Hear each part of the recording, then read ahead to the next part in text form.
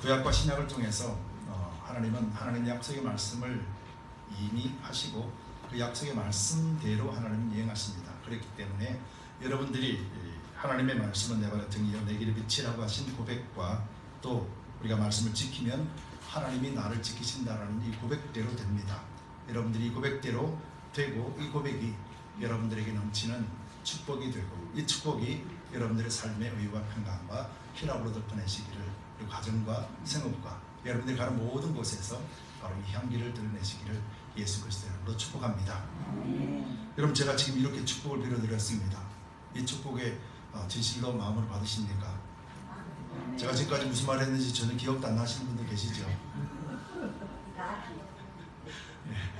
여러분들은 이런 축복에 통달하는 사실을 잊지 마세요. 그래서 여러분들이 예수 그리스도를 믿는 믿음 안에 있을 때 하나님 여러분들을 통하여서 하나님은 복을 이 땅에 흘러보냅니다. 바로 이 복을 여러분들 계속해서 받아 누리시기 바랍니다. 예수 믿지 않으면 어떻게 되죠? 예수 믿지 않으면 지옥에 갑니다. 여러분 이 말을 들으면 거부반응이 먼저 나타났습니다. 우리가 예수를 믿기 전에요, 예수 믿지 않으면 지옥 갑니다 라는 말을 참 많이 들었죠. 지금이야 그 말을 들으면 마음으로 받기 때문에 전혀 문제가 되지 않습니다. 그러나 예수님을 잘 모르고 또 신앙생활을 오래 하지 않는 사람들, 특별히 믿지 않는 사람들에게 예수 안 믿으면 지옥 갑니다 라는 소리가 그렇게 듣기 싫은 소리를 들리죠. 축복임에도 이 축복의 소리를 전혀 들리지 않습니다. 그리고 또 예수를 안 믿는 사람들의 대부분 또 교회를 떠나거나 또 교회 믿음 생활을 하다가 중간에 포기한 사람들이 얘기를 다 들어보면요, 예수님 때문에 그만둔 사람은 없어요. 예수님 때문에 나 교회 안 나가, 예수님 때문에 신앙생활 안 해, 예수님 때문에 사람 안 만나라는 말을 한 사람이 한 명도 없어요. 왠지 아십니까? 이분들은 전혀 예수님을 모르기 때문에요. 예수님을 전혀 몰라서 예수님의 핑계를 댈 수가 없는 거예요. 예수님을 알면은 어떻게 돼요? 예수님을 알면은 예수님을 떠날 수가 없고, 예수님을 알면은 교회 공동체를 떠날 수가 없고, 예수님을 알면은 믿음 생활을 포기할 수가 없기 때문에. 그래서 이 말은요, 즉 예수를 모르기 때문에, 그래서 예수의 핑계를 댈 수 없는 거예요. 영적으로 그래요. 근데 그런 사람들 대부분 소리를 들어보면은 난 교회가 이래서 못마땅해, 목사가 이래서 못마땅해, 장로가 이래서 못마땅해, 저 사람이 이래서 못마땅해, 그 핑계를 들어보면은요 모두 다 이유가 다 있지만은 예수님 때문은 아니라는 것을 보게 돼요. 예수 믿으면은 천국 갑니다. 이 말이 그분들에게는 가장 적절한 말이라는 거예요. 나를 믿으면 천국 갑니다. 아무도 안 따라오죠. 예수님을 믿으면 천국 갑니다. 그래서 우리가 예수님을 따르는, 예수님을 보게 만드는 그런 역할들을 우리가 다 감당해야 될 줄 믿습니다. 사람은요 어떤 핑계를 대서라도 바로 이 진리를 거부하려고 해요. 이것은 인간의 속성 때문에 그래요. 인간의 죄성 때문에 그렇다라고 성경은 말씀하죠. 인간의 죄성이라는 것은 이미 하나님으로부터 사망 선고를 받고 이미 죽은 존재로 성경이 표현하고 있어요. 그렇기 때문에 죽은 존재가 예수님을, 하나님을, 성령님을, 빛을 볼 수가 없잖아요. 죽은 자니까. 그런데 성령께서 오셔서, 예수님이 오셔서, 말씀으로 오셔서 터치하면 그 생명이 소생케 되는 역사가 일어난다는 거죠. 이것이 성경에서 말하는 거예요. 그리고 영이 죽었기 때문에 그 영으로 볼 수가 없는 상태, 그 상태에서 예수님이 십자가 보혈을 통하여서 그에게 타락하면 바로 그 영이 소생케 된다고 말합니다. 무슨 공상과학에 나오는 소설이 아니고 실제로 그렇다라는 거예요. 그리고 이것을 믿는 것이 믿음이에요. 실제로 이것을 믿는 것이 믿음이에요. 여러분 말씀을 안다고 해서 믿음이 쭉쭉 자라날까요? 성경 66권을 다 외운다고 해서 예수님처럼 그렇게 살아갈 수 있을까요? 그렇지가 않습니다. 말씀을 안다고 해서 그 믿음이 자라는 것이 아니고요, 말씀이 내 속에서 역사함으로 말미암아서 비로소 우리의 믿음이 자라게 돼요. 왜냐하면 말씀은 생명이기 때문에요. 살아있다고 해서 그 사람이 강건하고, 살아있다고 해서 그 사람이 모든 일에 있어서 뛰어나지는 않잖아요. 뛰어난 사람, 건강하기 위해서는 많은 수고와 노력들이 필요한 것처럼 말씀을 가지고 있음에도 불구하고 우리가 믿는 믿음 생활을 하기 위해서는요 많은 노력과 수고들이 필요함을 우리는 절대로 잊어서는 안 될 것입니다. 여러분, 믿음 생활 그러잖아요. 신앙 생활 그러잖아요. 생활이 뭡니까? 생활은 활동하는 거잖아요. 그냥 앉아있는 것이 아니라 움직이는 것을 말하는 거잖아요. 믿음으로 움직이는 것. 신앙, 하나님을 앙망하는 마음으로 움직이는 것. 이것이 신앙생활이요 믿음 생활입니다. 바로 이 생활이 우리로 하여금 예수님 안에서 살게 하고요, 예수님을 전하게 하고 예수님이 주시는 평강, 샬롬을 누리게 만든다는 것을 잊지 마십시다. 그래서 우리가 믿음으로서 계속해서 한 걸음 한 걸음 자라고 또 성장되어지는 저와 여러분 되시기를 축복합니다. 바로 이것을 성장하고 우리를 세워주고 강건하게 만들고 성장하게 만들고 다른 사람들에게 선한 영향력을 끼칠 수 있도록 하기 위하여서 우리에게는 필요한 것이 하나 있어요. 그것이 뭐냐면은 하나님으로부터 오는 권능이라는 것이에요. 여러분, 권세 권능 많이 들어보셨죠? 근데 물어보면은 권세가 뭐예요? 권능이 뭐예요? 여러분들 권세를 가지고 계신가요? 여러분들에게 권능이 있습니까? 라고 물어보면은 확실하게 대답하는 사람이 드물어요. 왜냐하면 권세의 권능이라는 말은 알겠는데 이게 나에게는 어떻게 작동하는지를 모르기 때문에, 아니 나에게는 권세가 있나? 나에게는 권능이 있나? 전혀 모르기 때문에 그래요. 여러분들 권세를 가지고 계십니까? 아멘. 아멘. 여러분들에게는 권능이 있으십니까? 아멘. 그럼 날마다 행복해야 돼요. 행복해. 네, 아멘. 날마다 감사해야 돼요. 그리고 이것뿐만 아니라요, 권세와 권능이 있으면요 예수님을 전하지 않고서는 견딜 수 없는 마음이 됩니다. 왜냐하면요 이것이 나로 하여금 폭발하게 만들어요. 다이너마이트처럼 폭발시켜버리는 것이 하나님의 권능이기 때문에 그래요. 그래서 행함이 없는 믿음은 죽은 믿음이라 라고 말씀하는 것은요, 폭발해야 되는데 폭발하지 아니하고 불발탄이 겁니다. 어떻게 돼요? 그 속에 문제가 있다는 것을 얘기하는 거죠. 여러분, 그래서 권능이라는 것은요 단순하게 하나님이 나에게 뭔가를 주셨구나가 아니라 믿음 안에 바로 그 다이너마이트 같은 그 폭발할 수밖에 없는 그런 하나님의 권능을 함께 우리에게 주셨다. 여러분, 이걸 믿어야 돼요. 아, 교회 나가서 행복해. 내가 예수 믿었으니까 구원 받았을 거야. 아니, 받았어. 또 하나님 나를 축복해 주셔서 이거 단계를 이제 넘어서서 그 믿음 안에서 하나님 나에게 무엇을 주셨는가, 이것에 대해서 분명하게 알고 갈 때 비로소 우리는 세상에 그리스도를 전파하는 그런 믿음의 단계로 나아가게 되는 거예요. 여러분, 그래서 우리가 전도, 선교, 이거는 어떤 특정한 사람에게만 주어진 것이 아니라 믿음으로 고백한 모든 사람들에게 예수님이 하신 명령이에요.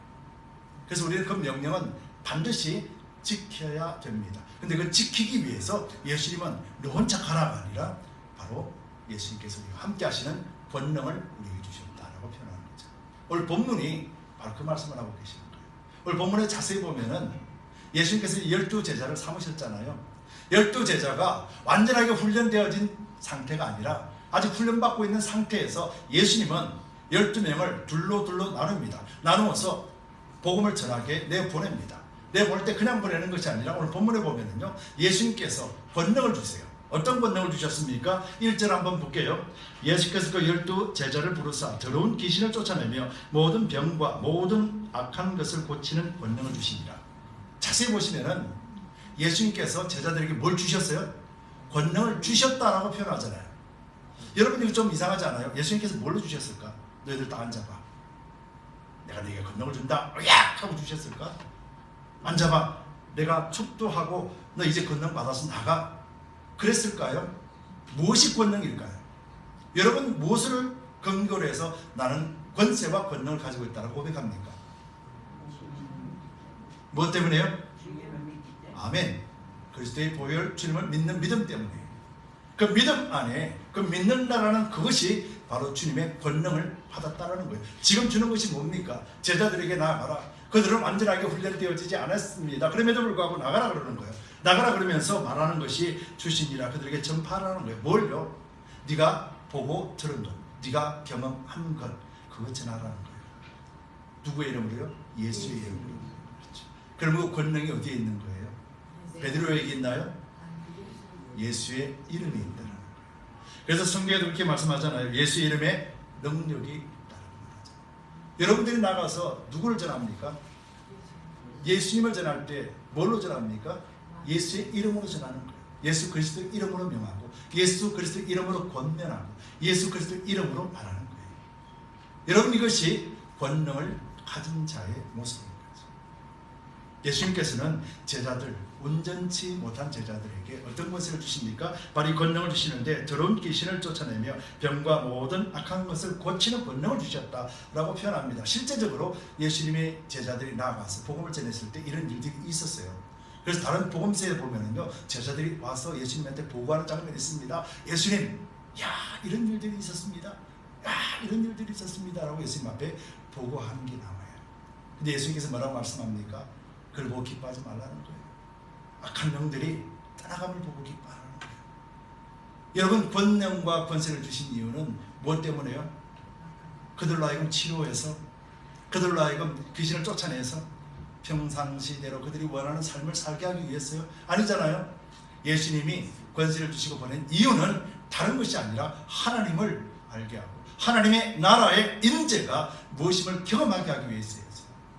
하나님의 나라가 임재했다라는 것은 곧 뭡니까? 모든 질병에서 또 귀신, 사단, 세력으로부터 자유자가 되었음을 의미하는 것이에요.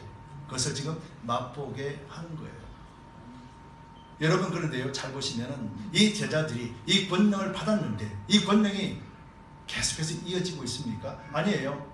단 한 번의 사건으로 끝나버렸단 말이에요. 근데 언제 다시 부활됩니까? 예수님이 십자가에 죽으시고 성령이 임함을 한 뒤에 그때 다시 십제를 경험하고 그들은 담대하게 예수님의 이름으로 증거하게 되죠. 그렇다면 오늘 이 속에서 제자들에게 보여주신 말씀의 의미는 무엇인가? 그리고 권능은 무엇 때문에 주셨는가를 우리에게 잘 보여주고 있는 것이죠.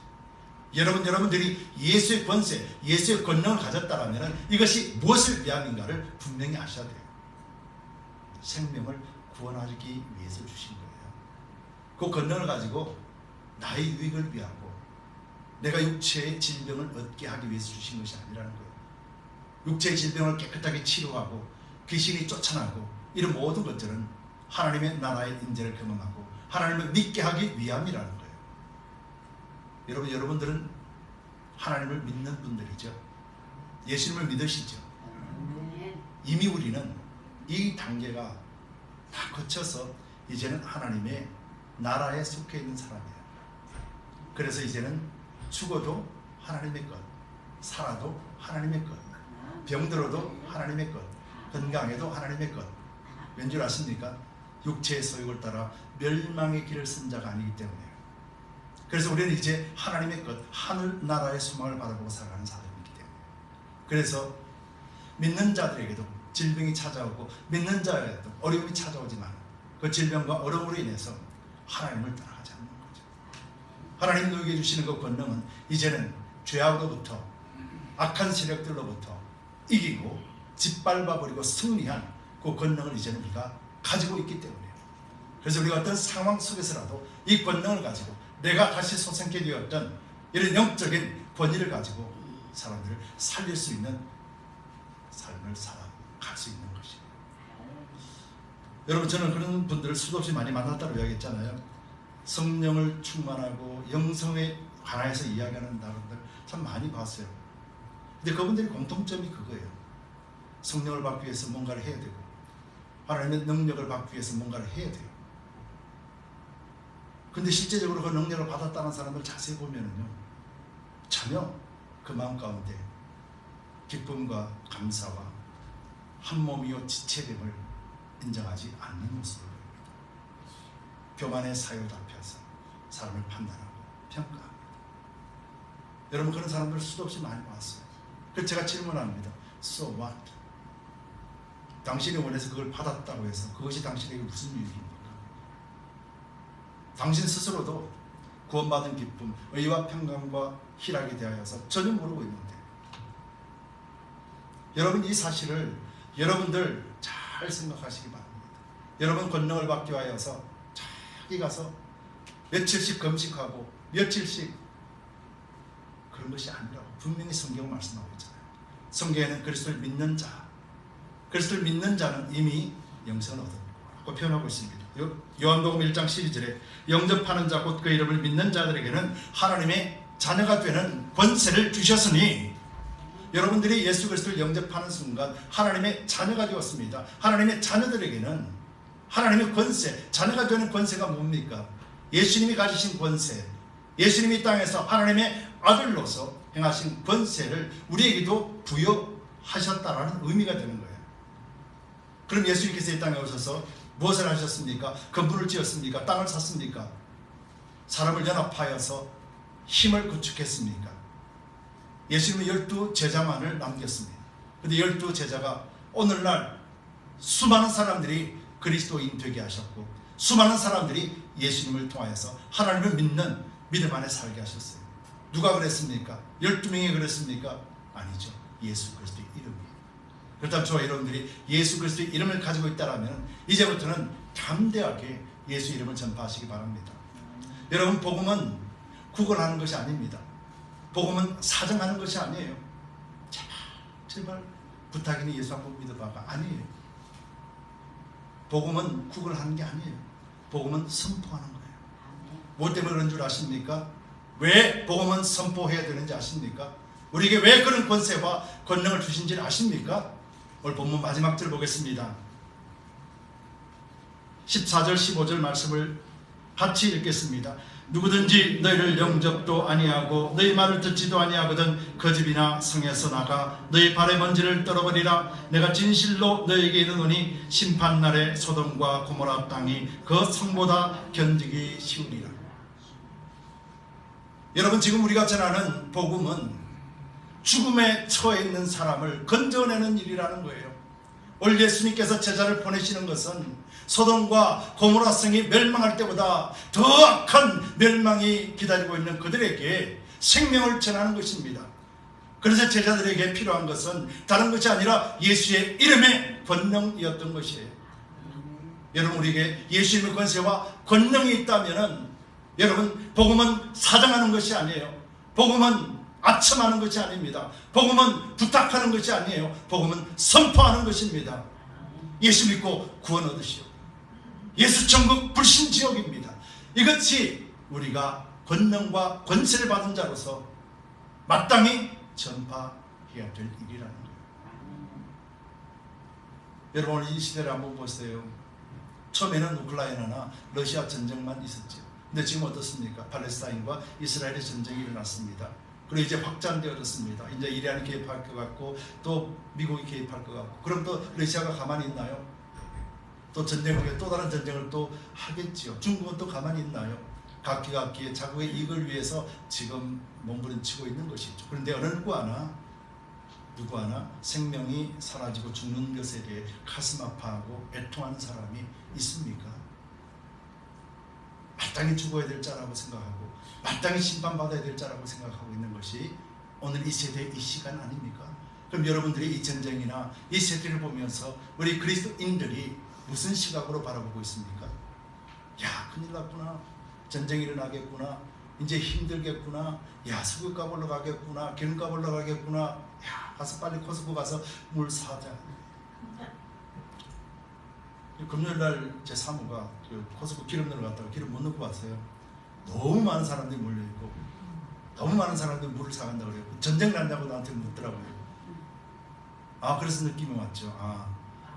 이제 이스라엘이 이란이나 다른데 정유 시설을 구하게 되면은 또 이제 기름값이 올라가겠구나, 또 비축해야 되겠구나라는 생각들이 사람들의 마음에 가득 차겠구나. 한 번 넣었다고 안 넣는다. 그렇죠. 우리는 한 번 넣는다고 또 안 넣나? 근데 사람 심리라는 게 그거예요. 우리 그리스도인들은 이런 현상을 바라보면서 우리가 성경에서 뭐라고 말씀하시는지 그것에 대해서 분명히 잘 알아야 돼요. 여러분, 이 사건에 대해서 보려면요, 구약을 자세히 보시면요, 자세하게 볼 수가 있어요. 여러분, 구약을 보면요, 이스라엘 중심에서 이스라엘이 하나님 앞에 잘 섬기고 그랬을 때 어떻게 돼요? 이방 사람들, 이스라엘을 괴롭혔던 사람들을 하나님 철저하게 심판하셨어요. 근데 이스라엘이 하나님을 떠나버렸을 때 어떻게 됐습니까? 이방 사람을 통하여서 이스라엘을 괴롭게 하고 그들을 멸망케 했어요. 중심에는요 이스라엘이나 이방이 있는 것이 아니라 중심에는 하나님이 계시는 거예요. 지금도 이스라엘이나 팔레스타인이나 러시아나 우크라이나가 하나님을 믿느냐 믿지 않느냐가 달려있는 거예요. 여러분 이 시대를 구약을 통해서 성경을 통해서 바라보면은요 이 시대는 하나님이 지금 심판이요 징계의 시간임을 우리가 알 수 있어요. 이스라엘조차도 하나님이 그들로 하여금 이 전쟁을 통해서 이스라엘에게 승리해주고 이기게 하신다는 목적이 아니라 이를 통해서 수많은 사람들이 죽어가고 그들도 죽어갈 때 하나님을 알게 하고 하나님을 발견하게 하기 위함이라는 것을 우리가 성경을 통해서 바르게 봐야 됩니다. 그렇다면 우리는 급해요. 그들에게 복음을 전해야 됩니다. 우리에게 맡겨주신 영혼이라고 성경은 말씀하잖아요. 우리는 그들의 죽음에 가슴 아파하잖아요. 근데 뭐 때문에 가슴 아픕니까? 기름값이 올라서 가슴 아픕니까? 그게 아니라는 거죠. 이스라엘을 위하여서 하나님이 이 땅을 이 전쟁을 통해서도 이스라엘이 돌아오기를 원합니다.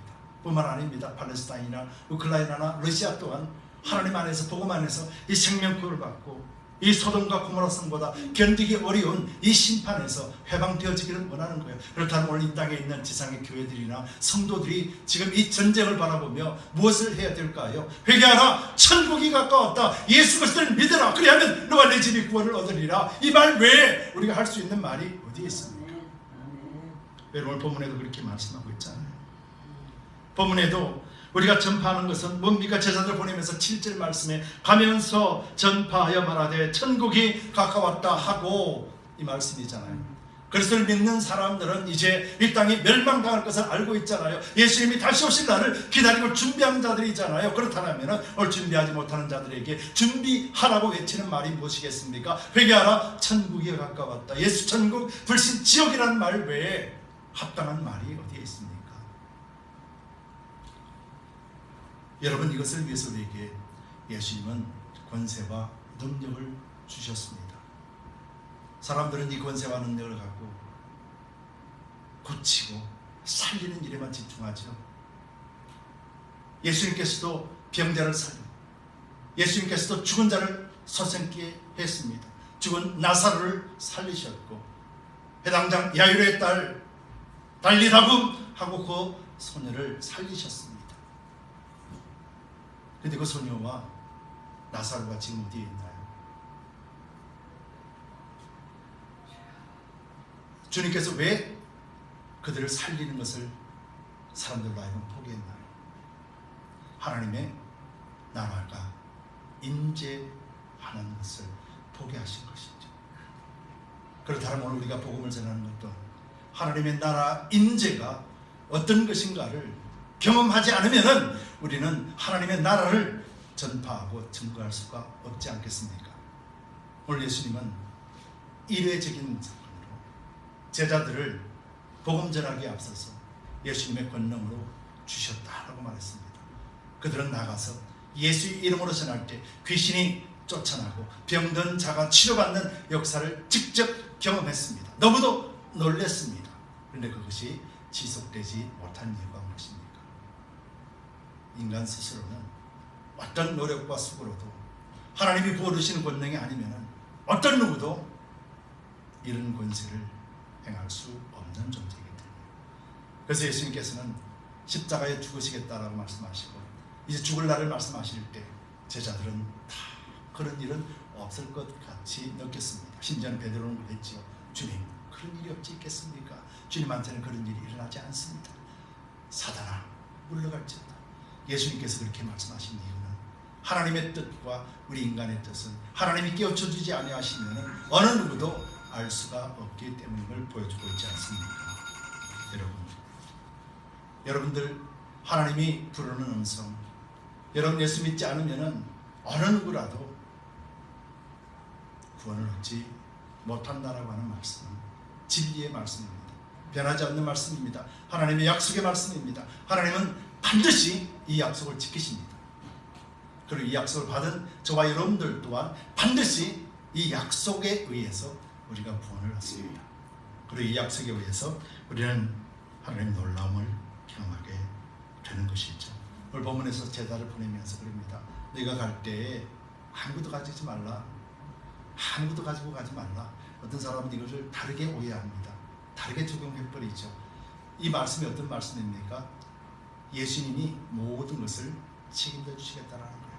만나는 사람, 예수님이 앞서서 예수님이 그 사람을 만나게 하실 거라는 거예요. 순적히 만나게 하실 거라는 거예요. 여러분들이 예수의 이름으로 행하는 모든 일들 속에서는 하나님이 순적히 만나게 하시고 하나님이 일을 하신다는 거예요.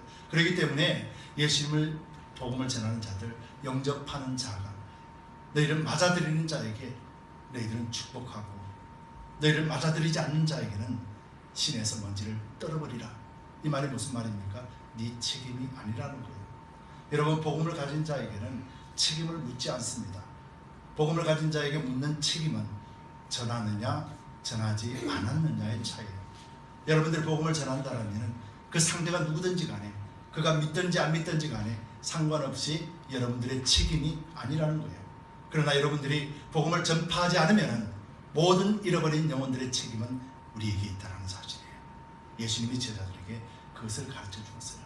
그렇기 때문에 우리는 이제 먹고 사는 문제에서 뛰어나서 이제 넘어져서 이제는 복음을 전파하고 예수님 우리에게 명령하신 것, 땅 끝까지 이르러 정인되라고 하신 명령을 지켜내야 되는 것이죠. 그리고 복음에는 원리가 있습니다. 오늘 본문에는 이렇게 말하죠.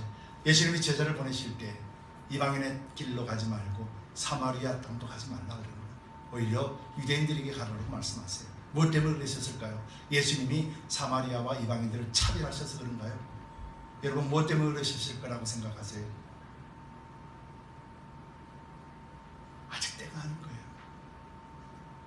예수님 십자가에 유대인들로 하여금 죽임을 당하시고 그들이 복음을 거부할 때 이제 그 복음이 이방인들에 대한 문이 열리기 때문에 예수님은 유대인들을 구원하시기 원하셨던 거예요. 그들에게 복음을 전가하기 원하셨던 거예요.